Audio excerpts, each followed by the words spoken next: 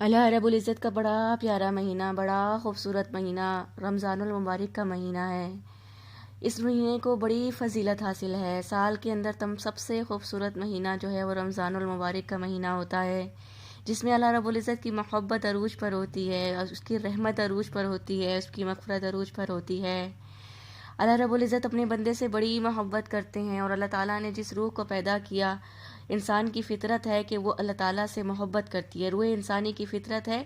کہ وہ رجوع اللہ ہوتی ہے، اور روح جو ہے جو اللہ تعالیٰ کی طرف سے پیدا کردہ روح ہے وہ اللہ ہی کی طرف سے محبت رکھتی ہے، لیکن انسان اپنے نفس کی وجہ سے، نفس کی خواہشات کی وجہ سے اور دنیا کی رنگینیوں کے دھوکے کی وجہ سے حقیقت بات ہے اس محبت کو پھیکا کر دیتا ہے، اور نفس کے میلان کی وجہ سے، نفس کی گندگی کی وجہ سے وہ اس محبت کی چاشنی اور حلاوت کو پاتا نہیں ہے۔ تو دیکھیں اللہ رب العزت کا یہ بڑا پیارا مہینہ، یہ رمضان المبارک کا مہینہ جو اللہ تعالیٰ اپنے بندوں پر اتارتا ہے، اپنے بندوں کو دیتا ہے۔ کیوں دیتا ہے؟ کہ میرے بندے اس میں مغفرت مانگیں، میرے بندے اس میں رحمت مانگیں تو میں ان کو رحمتیں دوں گا اور مغفرتیں دوں گا، اور عام مہینوں کے مقابلے میں بڑی زیادہ دوں گا، 700 گنا تک دوں گا۔ اللہ کے نبی صلی اللہ علیہ وسلم نے فرمایا کہ آدمی کی ہر اچھے عمل کا ثواب 10 گنا سے 700 گنا تک بڑھا دیا جاتا ہے، مگر اللہ تعالیٰ کا ارشاد ہے کہ روزہ، رمضان کے مہینے کا روزہ اس عام قانون سے بڑا بالا تر ہے۔ اللہ اپنے بندے کی طرف سے،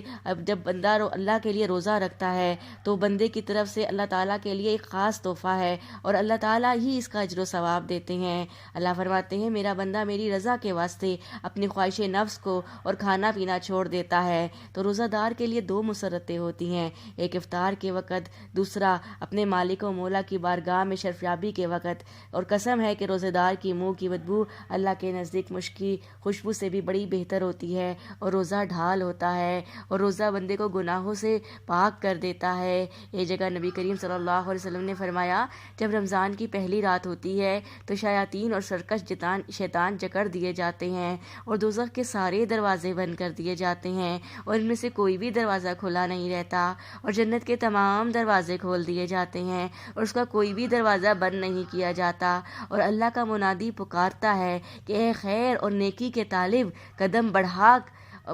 بڑھا اور آگے آ، اے بدی اور بدکاری کے شائق رک جا، آگے نہ آ۔ اور اللہ کی طرف سے بہت سے گناہ گار بندوں کو دوزخ سے رہائی دی جاتی ہے۔ یہ سب رمضان کی ہر رات میں ہوتا رہتا ہے۔ میری ماؤں بہنوں بیٹیوں، اللہ تعالیٰ نے تو شیطان اور سرکس جنات کو جکڑ لیا ہے، اب شیطان تو بند ہیں۔ پھر ہمارے ذہن میں ایک سوال پیدا ہوتا ہے میری ماؤں بہنوں بیٹیوں کہ جب شیطان جکڑ دیے گئے ہیں، جب شیطان کو قید کر دیا گیا ہے تو پھر اس مہینے میں گناہ کیسے ہوتے ہیں؟ پھر اس مہینے میں کیوں نافرمانی ہو جاتی ہے؟ تو یاد رکھیں سارا سال کی نافرمانی، سارا سال نفس کی غلامی کی وجہ سے ہمارا نفس گندا ہوتا ہے، تو شیطان گناہ نہیں کرواتا، شیطان تو قید ہوتا ہے، لیکن اپنے نفس کی گندگی اور نفس کی رنگین دھوکے جو 11 مہینے ہمارے ساتھ رہتے ہیں تو اس نفس کی وجہ سے گناہ ہوتے ہیں۔ تو اللہ تعالیٰ سے توبہ کر لیجئے، کیونکہ ہر رات میں اللہ تعالیٰ، رمضان کی ہر رات میں اللہ، رمضان کی ہر افطار میں اللہ، رمضان کی ہر سحری میں اللہ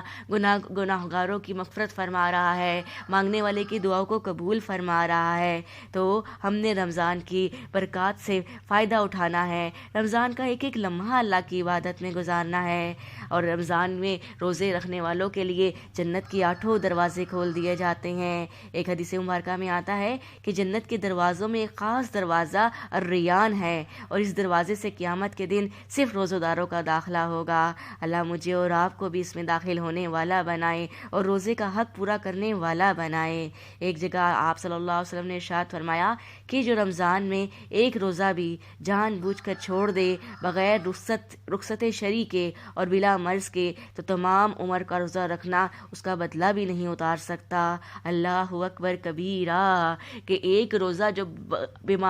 بلا عذر کے چھوڑا جا رہا ہے تمام عمر کے روزوں کا بھی کفارہ نہیں بن سکتا۔ تو اللہ سے دعا ہے میری ماؤں بہنوں بیٹیوں، تمام سننے والوں، یہ آنے والے رمضان کے لیے اپنے آپ کو ابھی سے اللہ تعالیٰ کے آگے پیش کر کے دعا کرنی ہے کہ اللہ ہمیں رمضان کی تمام فضائل اور برکات کے مستفید ہونے کی، فائدہ اٹھانے کی توفیق نصیب فرما دے۔